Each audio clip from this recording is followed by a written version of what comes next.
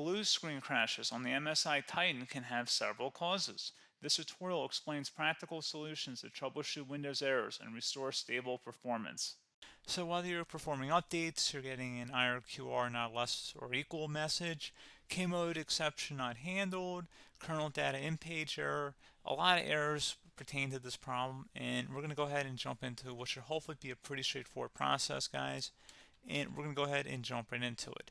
So first thing I'd recommend doing would be to actually go ahead and boot to the troubleshooting utility on Windows 11. So if you do a hard power off 3 times in a row, Windows should automatically attempt to launch the starter prepare utility. And if it doesn't find anything, it will give you the option to select advanced settings, in which case it will take you to a screen that looks like this.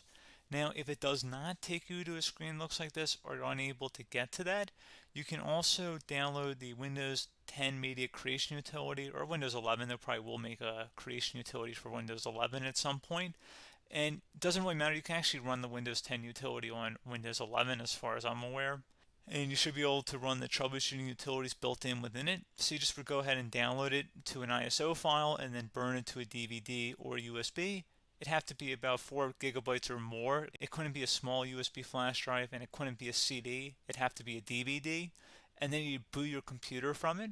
So depending on the computer manufacturer, you'd have to tap a different key on your keyboard in order to launch that menu, in order to select what boot drive you want to go off of. So it could be anything between the escape key, F2, F8, F12, for example, and those are the function keys on the top of your keyboard.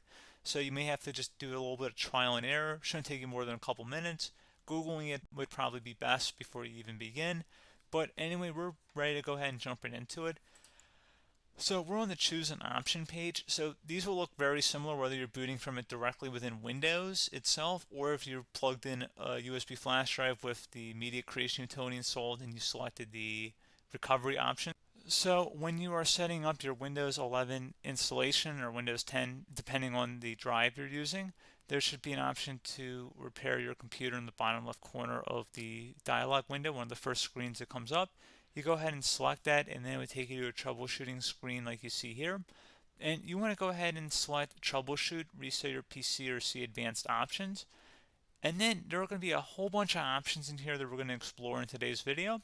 The first one, we're going to actually go underneath advanced options, and then select startup prepare, fix problems that keep Windows from loading. So go ahead and select that first.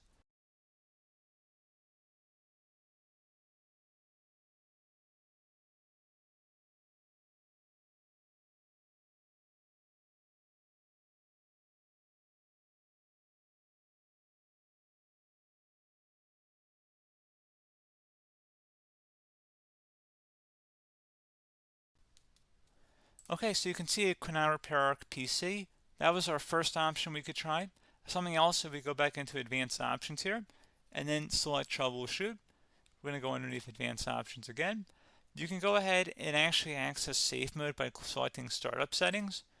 And then if you select the restart button, you have the option on the screen, select safe mode with networking, which will give you a key on the screen. It'll tell you which key to press to enter that. I believe it's the F7 key. It'll do that for you. I'm not going to go over that in today's tutorial because I don't really want to go into safe mode, but you're more than welcome to attempt that by going into here and then selecting restart. Again, it'll launch another screen. It'll say what key do you want to press, and it'll give you like 7 or 8 different options, and you want to select safe mode with networking. There's also an option for a command prompt too, but that's going to be something we're going to cover later in this video, and we don't even have to go through that in order to access it. So that's why I'm not going to really push for that, because unless you know exactly what's causing the problem, you probably don't need to go into safe mode. Unless you're trying to recover files, in which case then you definitely can go into safe mode, but we're trying to actually recover our computer here. So I hope that makes sense.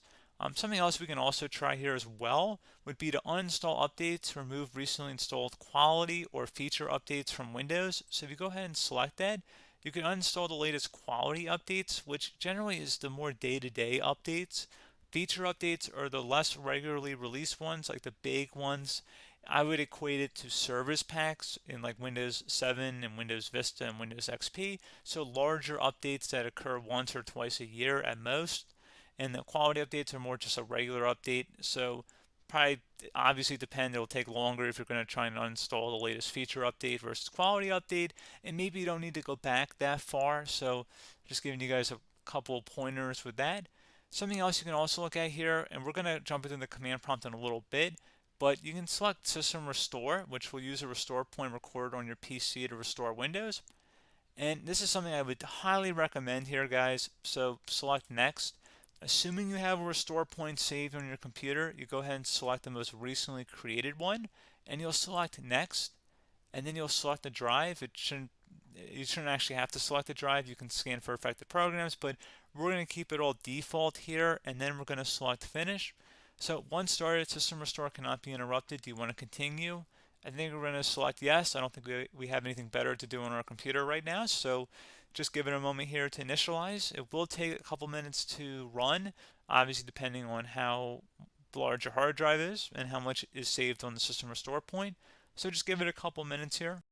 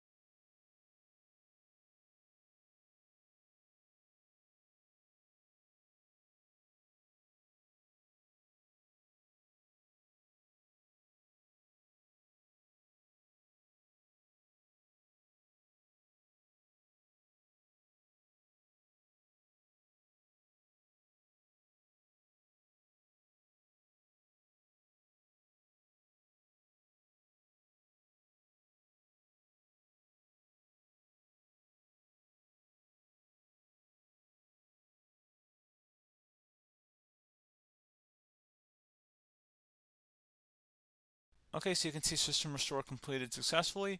The system has been restored. Your documents have not been affected. Click the restart button to restart your computer. Go ahead and select restart.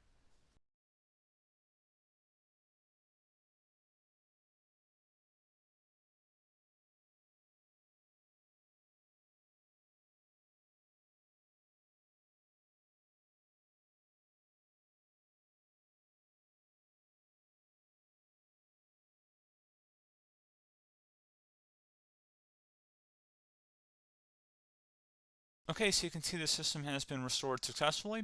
We're going to go over a couple different methods in addition to that if that did not work. So I'm just going to pause the video and we're going to start back on the recovery screen that we started with. Okay, so a couple other things we can try here too. If you go back into troubleshoot, you can select reset your PC, let you choose to keep or remove your personal files and then reinstalls Windows. You can select to keep my files, which will remove apps and settings but keeps your personal files. You can also select remove everything, which will remove all of your personal files, apps, and settings. So this is more of a factory reset, the second option here. First option, it should not delete all of your personal files. However, it will pretty much clear most of your programs, and keep in mind, there's no guarantee that your information, number one, is even still available and easily recoverable on your computer to the point that you actually would be able to recover anything.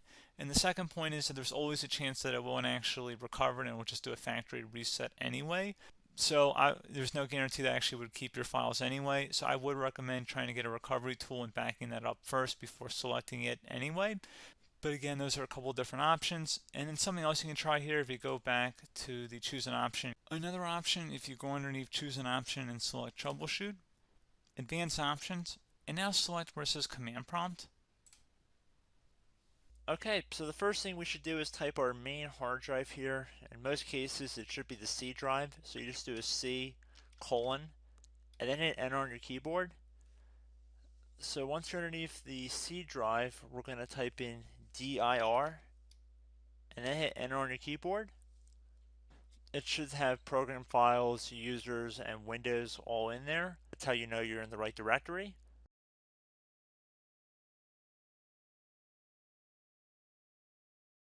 In some cases, it might be the D drive as well, so just keep that in mind.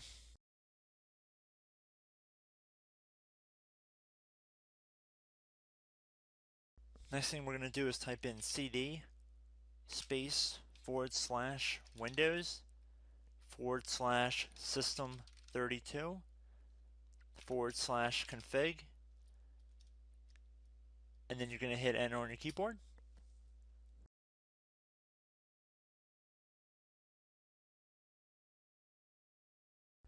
So now you're going to type md space backup.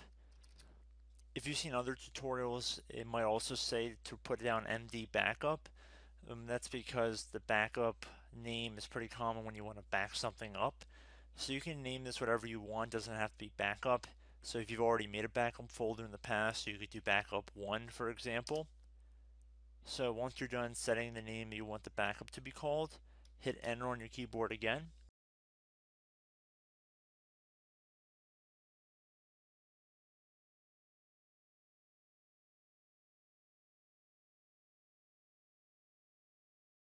At this point you want to type copy, C-O-P-Y, space, then you want to do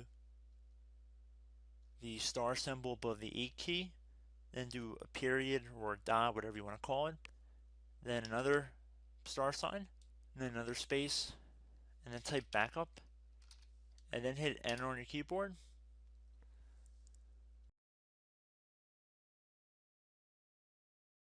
Now you want to type cd reg back, REG BACK, and then hit enter on your keyboard. So now that we are under the reg back, so now you want to type dir again, and then hit enter.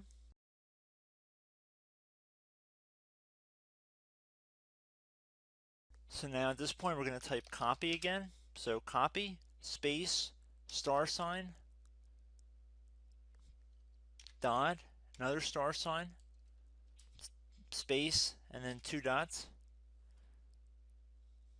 So we're going to type copy, space, star sign, dot, sign, star sign, dot dot, and then hit enter on your keyboard again. So for overwrite, you want to overwrite all. So type A on your keyboard, so capital A, and then hit enter on your keyboard.